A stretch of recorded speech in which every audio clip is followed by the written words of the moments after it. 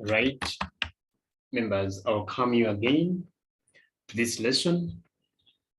And for this case, we are going to look at how we locate the roots or the real roots. Okay, the method is for locating the roots or the real roots. In other words, if there is no direct method of solving an equation of any form, an attempt may first be to locate the interval over which the root lies, okay? And then there, we are going to look at the methods that we can use to predict the root. But most efficiently, we're going to look at the graphical method. And in most cases, this graphical method, values in which the roots of the equations lie can be established by plotting suitable graphs, of which you can do it in two ways. We have a single graph plot, and we have also got we've got a single graph and two graphs plot. So you can either plot a single graph depending on the question, or you can plot two graphs. Now, in the single graph method, let me use single graph. Then let me first begin with the single graph method. When we say the single graph method. So when we talk about the single graph method, if we are given a function like y equals f of x, we tabulate, okay, the selected values of x closer to 0 within a given range, and these ones must be substituted in the function, obtain the corresponding values of y. So you tabulate values of x over a given range of values, and then you substitute in the function to get the values of y, and then you plot on the same axis those values. Then they are joined by a curve, which curve must be joined using free hands. So the values between which the roots of the function f of x is equal to 0 with the line are those values between which the function y is equal to x crosses the x-axis. We are going to look at this in detail, but just to give you an highlight or a highlight, it's just to know that given a certain function, we can choose the range over which the values of x are. Then we substitute in this function of x to get the values of y, after which which when plotted on the same axis, x and y, when plotted on the same axis, we produce a curve, and those the points are going to be joined together in order to produce a curve. And then to get the root, okay, to get the values between which the root of an equation lie, are those values between which the function cuts or crosses the x-axis. So we are going to look at examples, of course, but let's first have a general view. Then if we are to plot two graphs here, the function is split into two. If you're given a function y is equals maybe to f of x, you may find that there is a part that which when split takes on a curve, and there is a part that which when split takes on a straight line, okay? Now, after splitting the function into two, the equations are plotted separately but on the same axis, and the points of intersection of the graphs are noted, and the corresponding values between which the real roots lie are established on the x-axis. So you can plot a single graph if it is not given to you split, or if they give it to you when it is split, you can plot the two of them. So, but the main important thing is the point of intersection. If you plot one graph where it crosses the x-axis, the values with between which it crosses the x-axis will give us the interval, and then we can see. For example, let me begin with this. There's no wasting time. So for example, if you're a question, I can say using suitable graphs,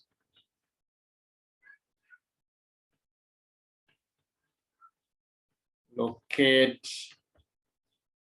the interval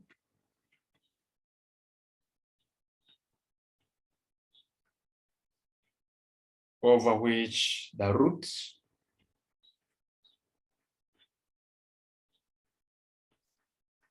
of the equation 2x squared plus 3x minus 3 is equals to 0 lie. As I've told you, you can use a single graph. Here they have given you, so it is up to you. So you can use a single graph. Let me even note for that using a single graph. You can choose between the two.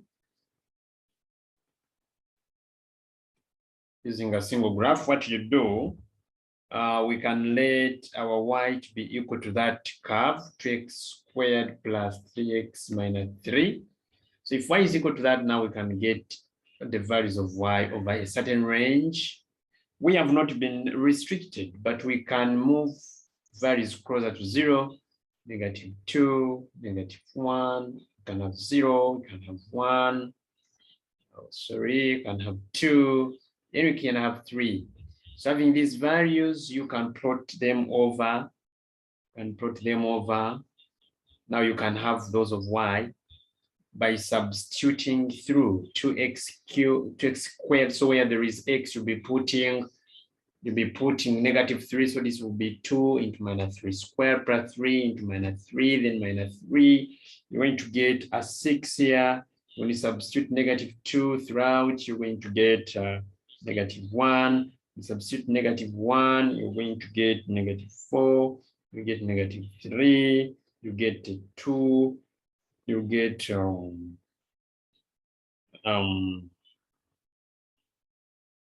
get a 2, and there you get 11. Even if I stop on this, these ones may be enough for me to plot. Now, we are going to plot our values. We're going to plot our values very well. Now, here you must be having a graph paper as a must. You must be having a graph paper. Since I'm not to scale, but I know everyone can plot these values. What I was trying to mean, that when you plot these values like this, okay, I'm not to scale though. I'm not to scale. If I'm to be on scale, then I can get the exact answer. But since I'm not on scale, I don't really think I'll get the very answer. So now try being on scale and plot 1, 2, 3, 4, maybe 5, -1, -2, -3, -4. 1, 2, 3, 4, 5, 6. I can use 2, 4, 6, 8, 10, 12. 1, 2, 3, 4. 1, 2, 3, 4, but in negative direction. So you plot -3, 6. You have -3, then 6 will be there. Okay. You have -2, -1. Oh, -3, 6, it was here. -3, 6, it was here. Not here. Then -2, -1. You have -2, -1 is here. Then you have -1, -4.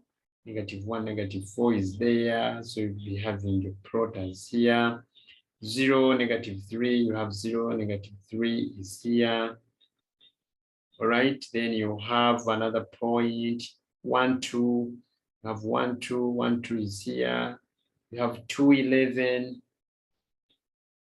2, 11. 2, 11. Somewhere like here. Then you plot your values.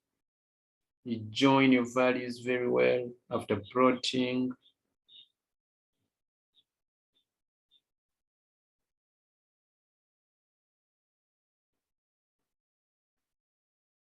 Because it's a curve, you don't have to proceed at the points plotted. So you label your curve.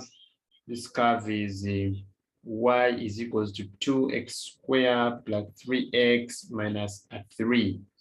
Now, after drawing this curve, they want you to locate the intervals over which the roots lie.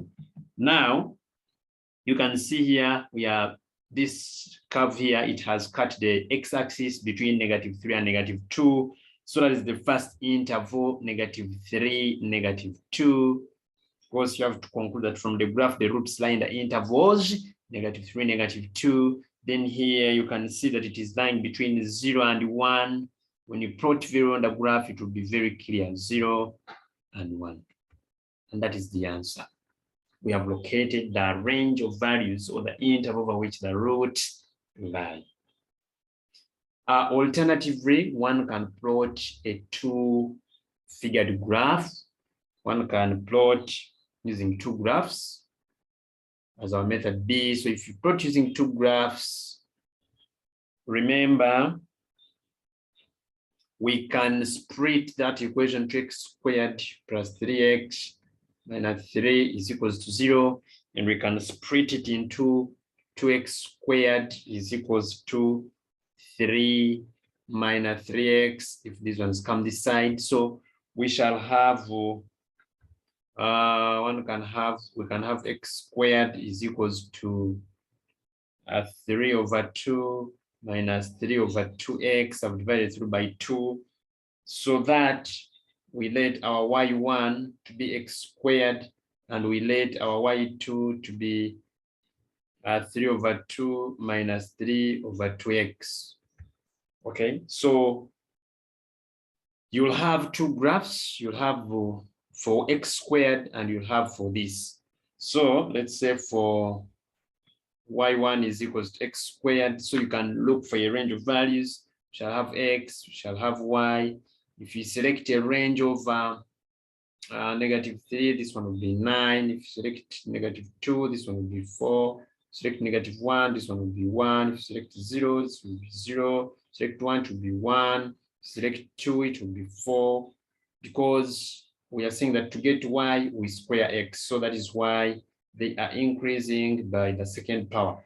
Then now, if we are to look at y2 as 3 over 2 minus 3 over 2x, okay, so all this, we are going to have x, we're going to have y. So I'll be substituting the values of x in this equation to get the values of y. So if x is -3, when you substitute -3 here, it will be positive 9 over 2 plus 3 over 2, and it will give you a positive 6. Okay, if you substitute -2, if you substitute of course, this is a straight line with gradient 3 over, whatever, with the intercept 3 over 2, and with gradient -3 over 2. So you can really see that this is a straight line which will be passing through the curve. So here we shall have 4.5 after substituting. Don't worry about the decimal points. You have to use the appropriate scale. So if it is -1 and you substitute, you'll get 3. If it is a straight line, even if you choose to move with the points which are not with the decimal points, because any points on the straight line can join to give you a straight line. So this is 0. When you put a 0, you are going to have 1.5 be plotted. When you put 1, you'll be having a 0. When you put a 2, you'll be having -1.5. You substitute very properly, and when you put a 3, you'll be having -3. I'm just simply substituting the values of x on this, in this y2. So now for this second line, after having known that it is a line because of this, of course it must, if there are to be two, one must be a line and another one must be a curve. If it is to be one, then it must be a curve. So for this case, even if I plot the ones which are whole numbers without decimal points, still I can produce the same line. Now for this case, let me take you to how it would look. Let me take you to how it would look. And okay, you can note those tables.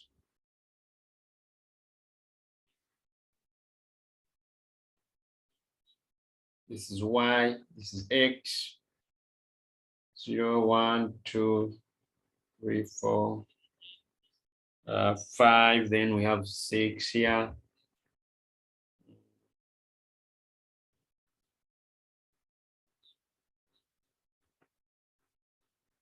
Of course, we have some other values. I see up to 9. So is appropriate scale 6, 7, 8, 9, meaning that my y-axis is supposed to be somewhere like here. Then 1, 2, 3, 4, 5, 6, 2, 3, 4, 5, 6 negatives. Then 1, 2, 3, 4, 5 negatives. Then 1, 2, 3, 4, 5.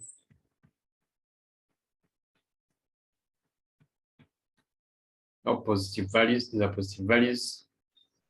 Positive values. So now, if you look at that, by plotting, we had -3 and 9, so it will be somewhere like there. We have -2, 4, -2 and 4. It is somewhere like here. Then we had the -1, 1. -1, 1 is here. Then we've got 0, 0, which is here. Then we have 1, 1, which is here. Then we have 2, 4, which is here. Then we have 3, 9, which is there again. So when you connect these ones, you have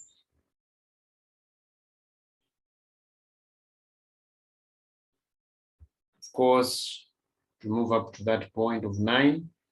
Then we plot for a line. I told you that I can choose those points which are whole numbers, like -3, 6, and pick -3, 6.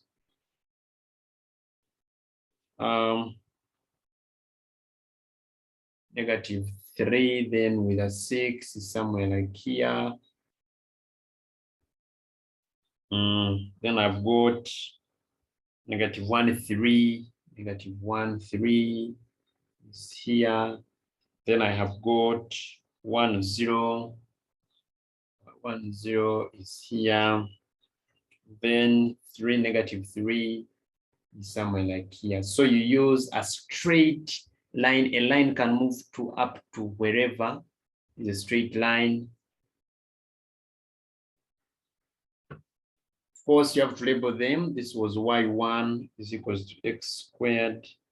And this is y2, which is equal to 3/2 minus 3/2x. So now you look at where they cut the points, where they cut the curve, where they met. So now like this one met at this, meaning it is between -3 and 2. And this one met here, which is between 0 and 1, which is the same as when one had used a single graph. So it is between -3 and 2 and still 0, 1. Okay, so that is how it would be. Now I'm going to give you this. I want everyone to practice this. I'm still taking you through examples, but I want everyone to use this. I want someone to use this as maybe the understanding tool using a suitable graph.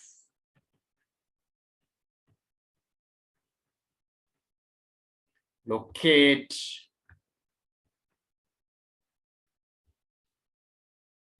the values within which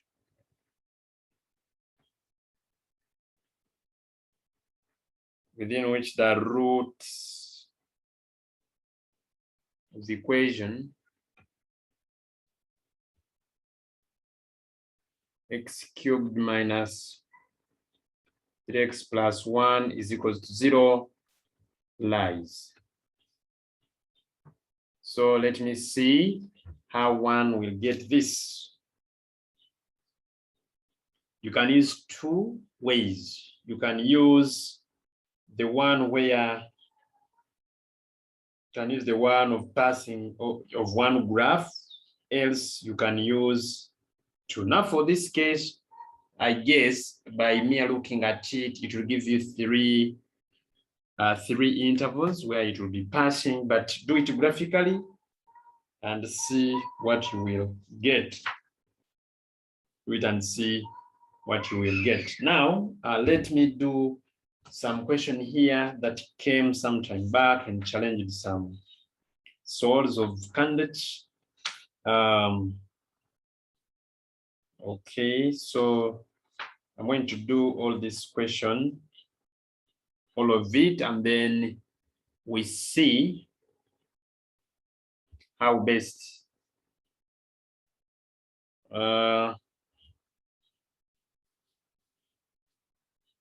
draw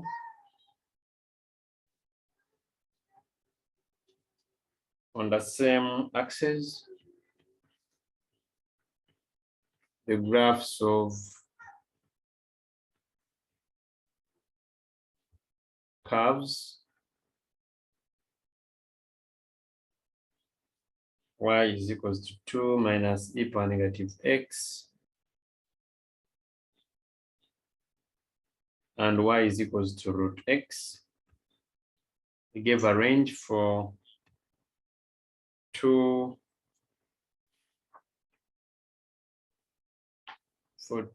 less or equal to x less or equal to 5. That is part A. B, determine from your graphs the interval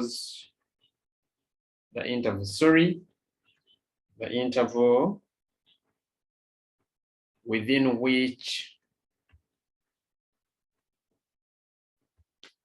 the root lies, within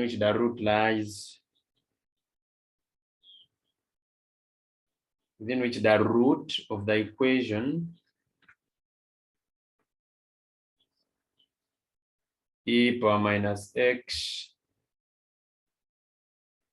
plus root x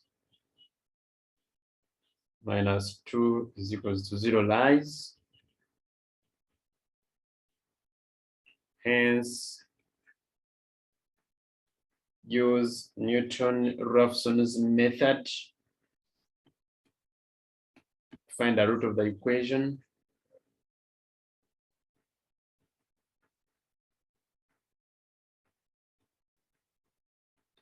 Correct to 3 decimal places.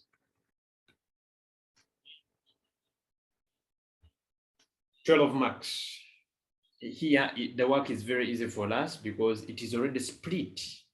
I mean that it was combined, and that's why here they have given it to you when it is combined. It means that here they just split and brought 2 this side and the e minus x this side. They formed this y, and then this y is equals to root x kept here. In other words, from this equation, you can see that for them to get these ones, they want you to plot.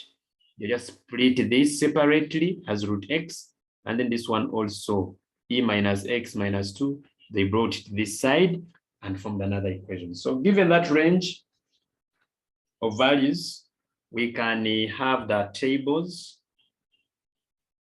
We can have x, then when y is 2 minus e power negative x, then also when y is equals to root x.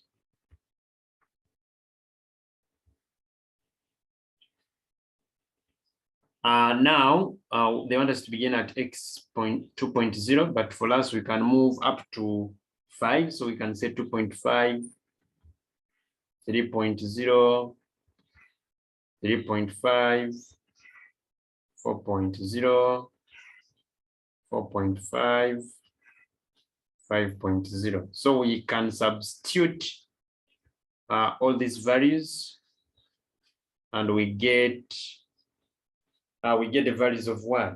Now you realize that why am I using this? Because you realize that most of their values are almost the same. So you don't even need to put in 1 decimal place.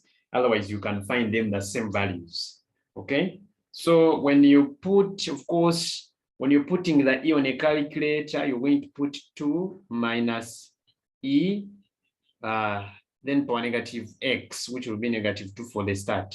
When you use the E that is in italics, you have to put a power on a calic, but when you use a straight E, just say E -2. It will go direct without putting a power. So know when to put a power on a calic and when not to put it. When you use a normal E, you don't put the power sign. But when you use an italic E, you have to put a power sign. So here, it is giving me 1.86, and the root of 2 is giving me 1.41. Here, it is giving me 1.95, and here the root is giving me 1.58. This one, when you put a 3, it will be 2 minus e power -3, 1.9, 1.86, 1.92. I put this one first instead of 2.5. So this one will be 1.95, while the root would be 1.73. 3.5 will give us 1.97, and its root will give us 1.87. 4.0, when you put it in that formula, you're going to get 1.98. And when you put the root of 4, you get 2.00. All right, so when you put 4.5, you're going to get 1.99. And for the root of 4.5, you're going to get 2.12. Whereas when you substitute a 5 here, you're going to get 1.99 still. And this one is going to give you 2.24. Imagine that student who had recorded it to 1 decimal place. You're going to find that everything is the same. So to avoid that, when you look at values being consistently the same, it's better you collect 2 decimal places so that there is a difference between your values. All right. So from here now, we can easily plot our graphs.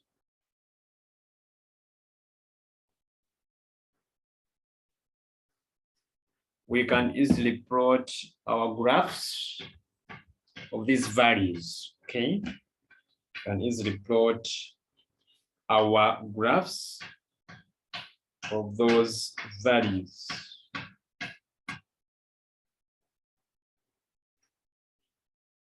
All right. So what we shall do, let's move with this table. All of us, let's move with this table. Every viewer move with the tables because I may not reflect back. So we shall plot. Of course, since we didn't have any negatives, then if my graph focuses this way,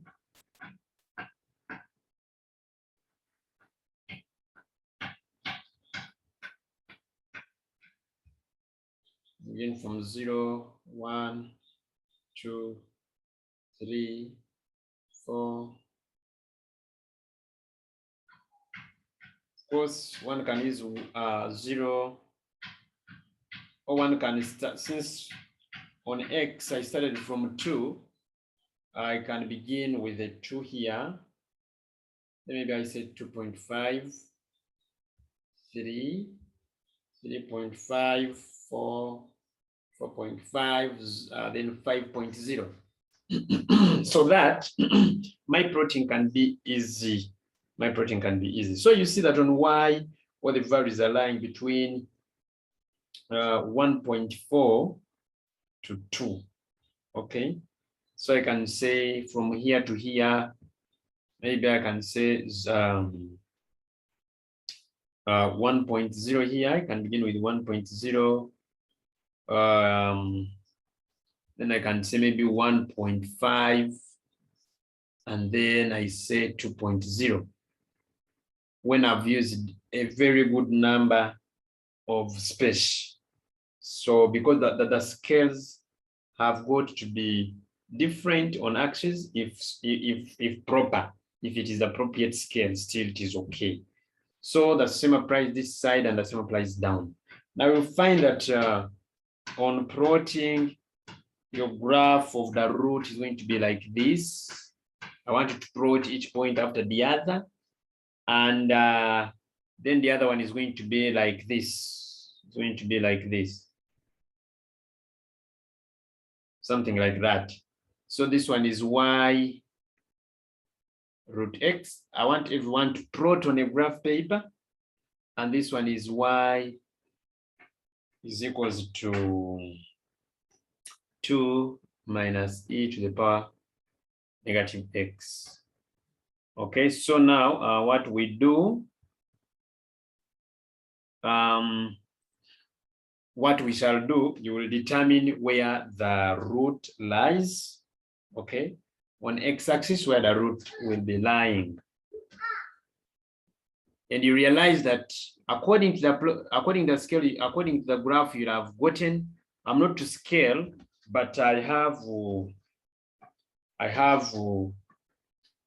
a corrected graph which I first plotted, and is giving me the root lying between 3.9 and 4. My graph was lying between 3.9 and 4. And remember they wanted you to use they wanted you to use your graph and use your graph and Newton's. No, they want you to determine the interval within which it lies.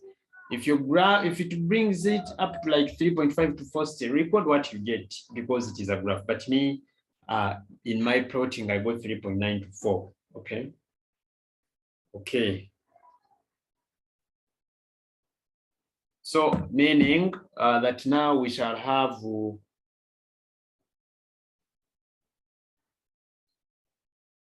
it would mean that now I have this range, and from this range I can determine the approximate. When you're having the range of values within which the root lies, we can get the approximate root, the initial, and the initial of ours will be the average of those two values, which I'll get as 3.9 plus a 4 divided by 2. This one will give me 3.95 as my initial approximation. But for them, they wanted you to state the range within which the value lies. So we shall use this value of x naught at 3.95 when we are using, after using the Newton-Raphson formula. So the question is still continuous. Yeah, they say that determine the interval, you've gotten the interval, hence use Newton-Raphson's method. So let's derive. We are going to derive the method because we are having our expression f of x. F of x is e to the power negative x plus root x, then minus 2. That is the f of x. Implying that if I have f of x as this, I can get its derivative. Its derivative is going to be equal to, when you differentiate this, it's going to be negative, because when you differentiate e power negative x, you first differentiate the power, you get -1, then you multiply it into the function. So it is like this. Plus this one here is this one here is root x, which is the same as x power a half. When it is x power a half, you'll drop the power, so it will be a half, then x, then you decrease the power by 1, which will be minus a half. Okay, so you realize that for this case, we shall have it as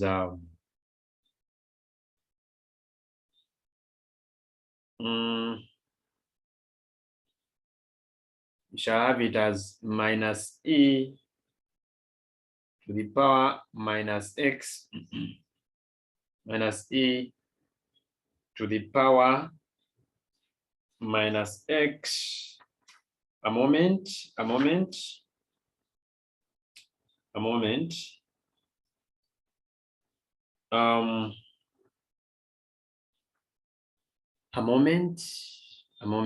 Remember, we were given the value of first y. The first y is given as 2 minus the first value was given as y is equals to 2 minus e power negative x, and another y was given as root x. So if we are to get one equation, we just combine them. So our f of x will be 2 minus e power negative x, then minus root x. As simple as that. Then our derivative is going to be equal to, this one will go because it's a constant. When you differentiate it, you get 0. So this negative will drop down. So we shall have e to the power negative x, then minus, this is like x power half, which is, when differentiated, it will be x power negative half over 2. So I can say 1 over 2 root x. How does it come? It is, when you differentiate this x power half, you'll get x power negative half because you reduce the power by 1, and then you divide by the new power, which is it. Sorry. You drop the power, which was a half. We drop the power, which is a half. Remember, it is x power a half. So you drop the power, it is a half, then x to the power negative a half, which is the same as a half.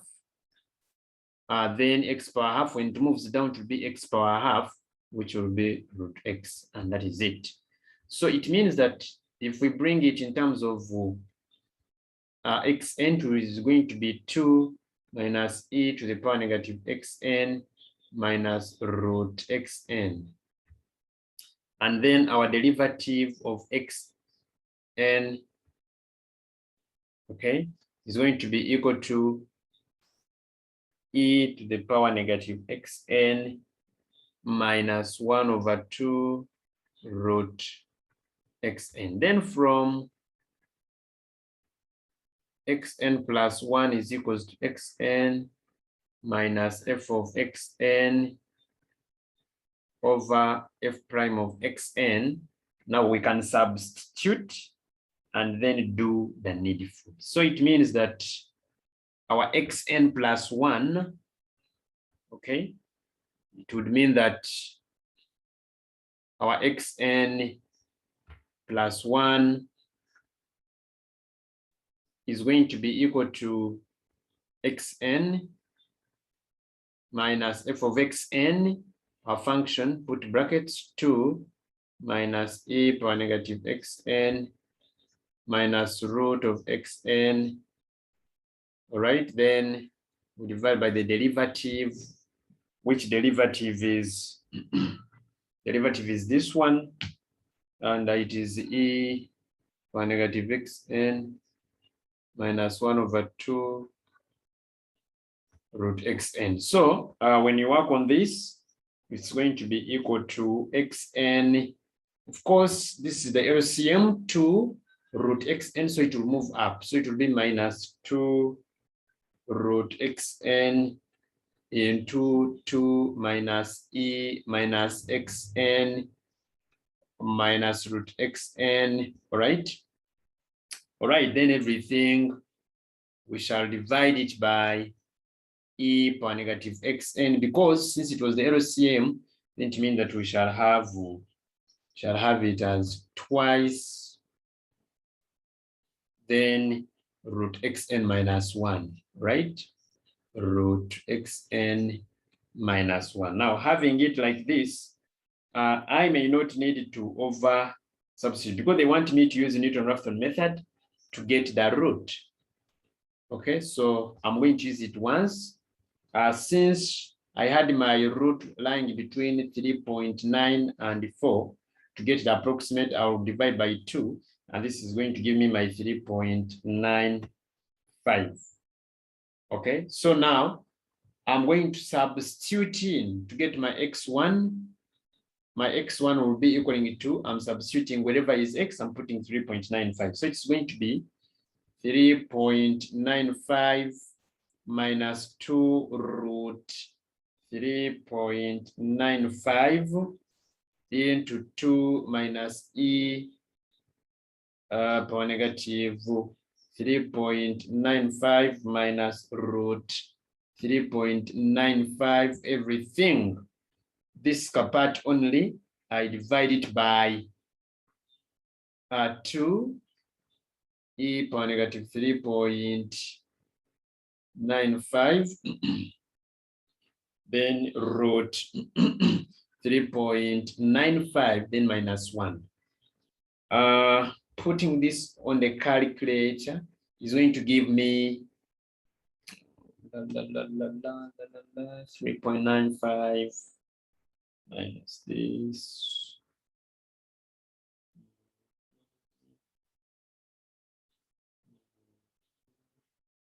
All right. It's going to give me 3.9211. Remember, they need the answer in 2 decimal places. Right? Is it 2? They need our answer in 3 decimal places. So meaning that the error is 0.0005. So let's check. The error will be equaling to what we've gotten, 3.9211 minus the initial approximation, 3.95. Of course, the magnitude. So it is giving me 0.0289. But this is greater than what is required. So we shall use this value that we've gotten as our x1. We shall use it into another step to get our x2 by substituting in this formula again. This formula would be very hard for us to factorize or to simplify, and since it wasn't needed to be proved or to be proven, I didn't just want to move it further, yet easily I can substitute. Now looking at this, I can take it to, I can go and get my x2. So my x2 is going to be equaling to, now I'll use the 3.9211 minus will be 2 root 3.9211 into 2 minus e negative 3.9211, then minus the square root of 3.9211. All right, everything from here over, because this is the part of xn, over everything. This one is over 2 e power negative 3.9211, then root 3.9211, then of course minus 1. And you're going to come up with the value, which is the same, 3.9211. When you check the error will be equaling to 3.9211 minus 3.9211 originally, the limits and the limits or the magnitude. So this one will give you 0.000, which is really less than the error of 0.0005. And therefore, they want the answer in 3 decimal places. You conclude and say that therefore the root is 3.921.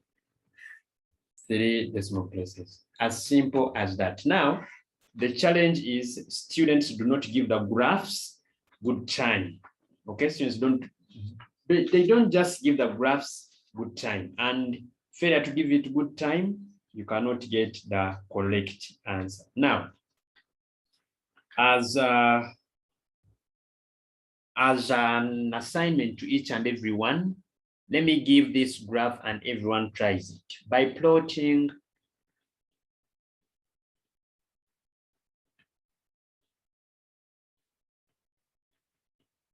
graphs of y is equals to x.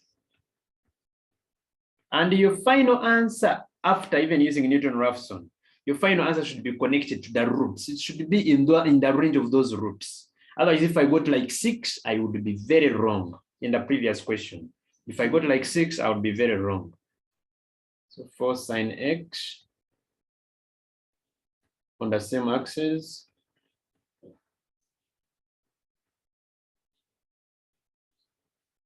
show that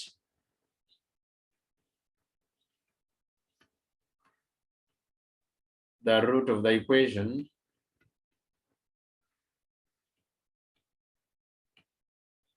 x minus 4 sine x is equals to 0 lies between 2 and 3. Here they gave you what to show. They gave you the range, meaning if you plot and it doesn't lie between 2 and 3, just know that there is a problem.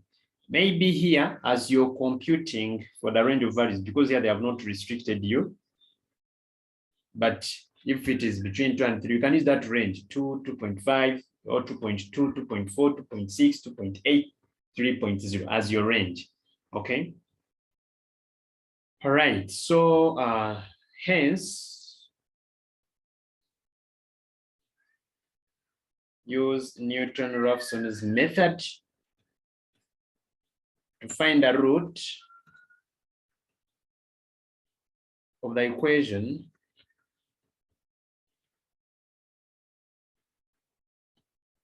correct to 3 decimal places. This question was carrying 12 marks. I think those are enough unless otherwise, but there are very many trial questions one can do to master this concept very, very, very well. There are very many trial questions that a student can do to master this concept very, very well. I will always be there waiting for the comments, especially from what you have done. I'll be very much eagerly waiting for the comments based on what you will have plotted, especially in such graphical numbers where you have to plot and you give feedback. Okay, and in case you get challenged still, you can WhatsApp me at +256 7591 93260. That is Mr. Hyper, and you'll be, or we shall be, ready to share more. I wish you all the best, members. That marks the end of numerical methods. This was the last video of numerical methods, and now we are going to embark to mechanics. Thank you for watching.